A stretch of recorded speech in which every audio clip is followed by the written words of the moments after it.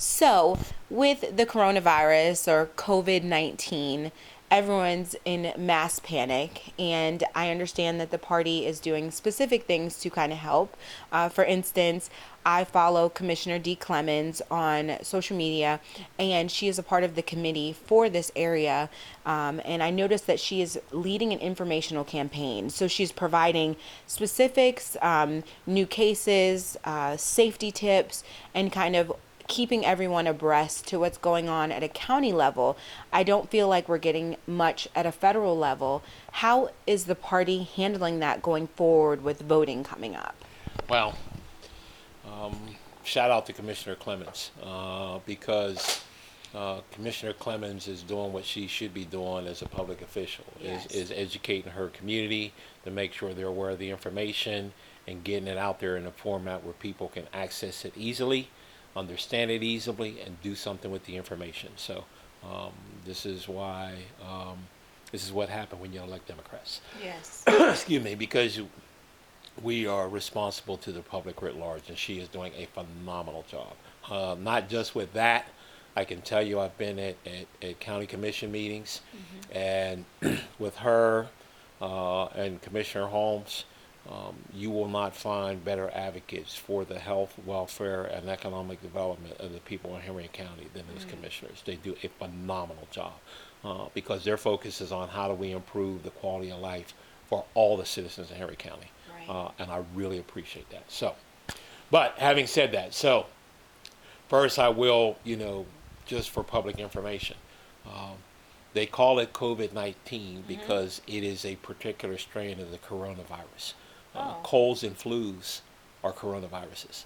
This is a Wow. particular strain of the coronavirus. So that's why they call it COVID-19 because it's different and it's so unique and different that the challenge will be going forward. We don't know how long this is going to last. In the face of not being able to meet and engage face to face, how do you deal with that? As I had spoken about earlier, we are shifting our get out the vote strategy to online.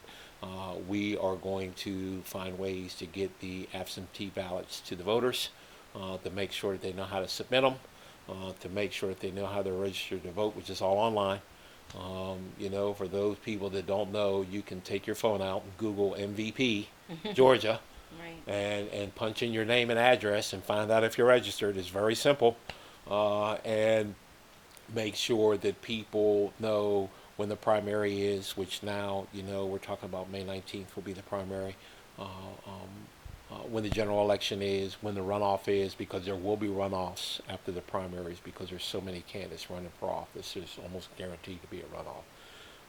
But we will make sure that people electronically know those dates, have access to absentee ballots, and to make sure that they know that how they can submit those absentee ballots.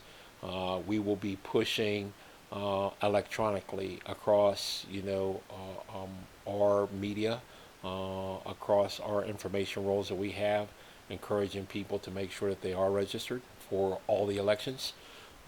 And we will start pushing out a very heavy information campaign across all of our webpage, our Twitter account, our Facebook account to educate people on uh, the status of the party, who's running for office, things that they can do to make sure that they vote, and any other information that's available.